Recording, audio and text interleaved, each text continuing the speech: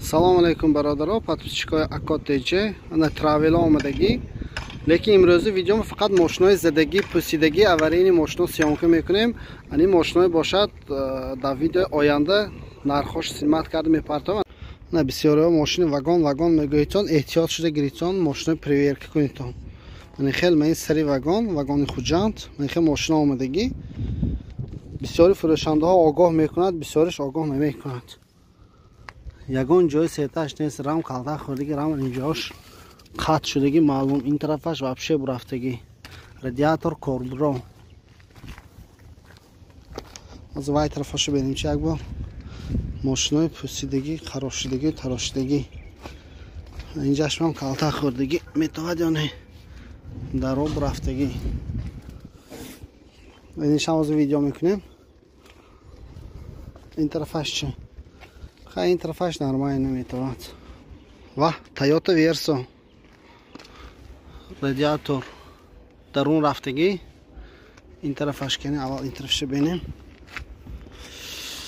Крилоҳо қатъ, конкретно, калтаки конкретно хӯрдагӣ, лекин капоташ зинда будааст. Удар аснадо поён ба фаромадагӣ. Ана ин тарафаш фаро нест, ҳозир дарунашо мебинем, дарунаш ба чияш аст. Фарош мумкин дарунаш бошад. Ана дарунаш ба фаро, бамперо ҳамаш шикастагӣ, лекин ҳаст дарунаш ба.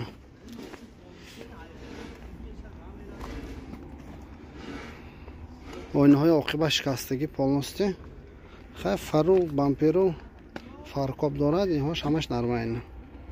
Ана яктои дигар Opel Ashka. Крило полни зангзадагӣ, пусидагӣ, кандужда ғалтидост. Парогош ҳамхел, диско занг задагӣ, тагоша бен, тагоша тостагӣ конкретно.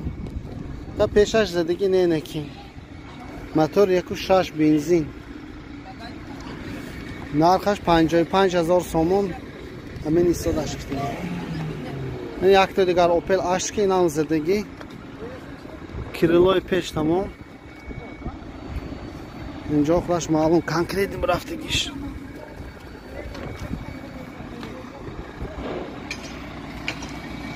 Ҳозир дарунаш мумкин аст дарунаш бошад. Ва ин парогош камтар живоича. Opel Ashka, ин тарафаш нормально. Ҳозир вай тарафаш нишон медиҳам. Капот задагӣ, передни решетка калта хӯрдагӣ конкретно. Так, ин тарафаш.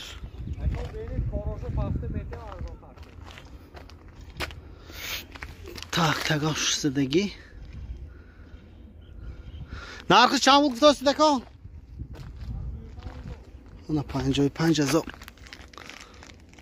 Ана любителои портер ба. Ана кабинаш. Ана жавчинаш. Дастагон одами кордарова вай кунад, даро тамаша чот карда бозор мебурад, кайф мекунид. Ани капоташ вақти овардан ба фикрам. Инҷош занг задагӣ. Ани парога неқибаш крилош. Намедонам чӣ хел метавад. Ва инчи зада майда кардагӣ даст. Нархшо пурсидагӣ не намепурсам бародаро, барое ки ҳеҷ кас бо дар кор не ба фикрам хел портер. Ана яктои дигар портер лабовой. Инҷо одам задагӣ ме, маймун задагӣ ме, чиз задагӣ, бампераш нест. Пеш инҷо калта хӯрдагӣ.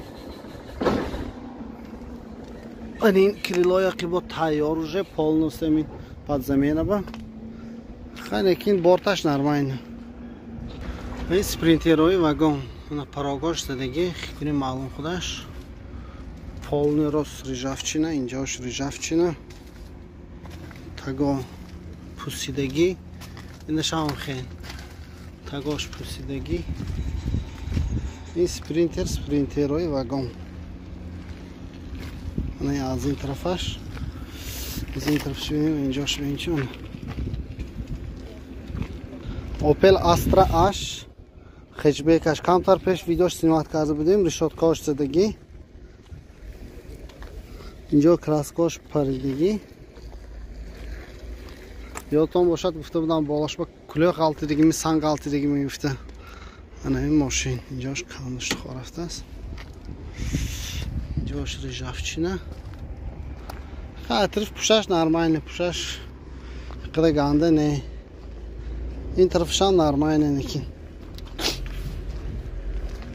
اوپس بود اسمش یک تا دیگر ماشین یافتیم لکسوس GX 470 یا 450 یا 470 از قباشه میبینیم بامپر زدگی بامپر پد زمینه من این накладник یعنی کریلو زدگی یعنی پوشش вообще یگان چیزش نیست کنده شدگی می خب اینجا udar فرامدگی خودش معلوم udar کنکریت فرامدگی اینجا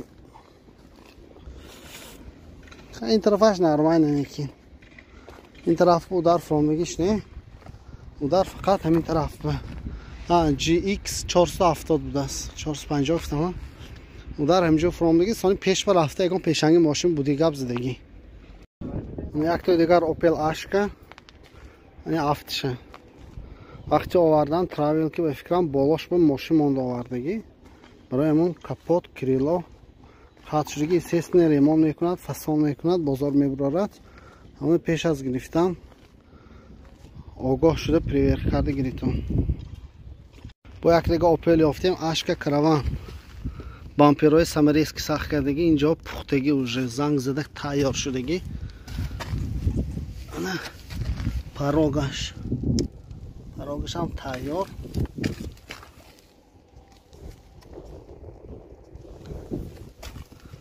طرف عقب ریجافشینه شدگی tak این طرفش نرماینه این طرفش هم میخوین رنگی طرف پیش هاشی دیسکای آقا شوین کنکریت زنگ زنگ به فکرم ماشین یک 10 سال تاگی باران آب ایستادگی پادکریلنیکا کنده شد رفتگی این طرف هم سمریسکتی سمریسکتی ایستاده است بامپیرها شکستگی همین قچاقچه میکند گرام میبرد بازار به ماشین وگان گفته میگریسانه تویوتا ورسو 1.7 سر میکنه از این درش اینجاش زدگی راست کدش پکلافکه میکند تا کریلو کنکریت کالتا خوردگی قسی درش ریجافشینه درم کمتر در نرماینم بولمینش سراما شپکلافکه میکنه این طرفش میبینه این طرفش خیلی tak این طرفش نه این طرفش هم نرماینی نه کیمچی که آمده زده همینجا به کندگی درماندگی نمیدونم آهن باشه چی باشه در اینجا کالتا خوردگی اینجا کالتا خوردگی چند دیزه یکونه چند بوسه همه ایستادش 50,000 60,000 نه یکم برادرها چیستانه بیاوین همینجا به چی افتیده باشد بالاش به آدم زدگی باشد یا بالا یکم پلیتینه یکم چی کلوده آمده زدگی کنکریت زدگی یا تگی دامبه باشد آدم بالا آمده پرمای لبوای آینه زدگی به فکرم این ماشینه وگام من این سیچکا ابیوم پراستای به فکرم ابیوم نکردگی این وگام اینش هم سیچکا اینش هم سیچکا ابیوم نه سیچکا ابیوم نه اوپل استرجی کراچه میخه ماشینا زدگی ها پوسیدگی ها فقط این طرف از این کمتر پیش رویم اون اوپل استرجی ایستاده است این طرف با یک دیگه سیچکا ابیوم نه این سیچکا ابشه این طرفش پجار شدگی مجزه شدگی این بورتوای سپرینتی رو بین خدا میداند این چند وقت باز اینجا ایستاده است دست یکان که از فراد از همین تیلا میسازند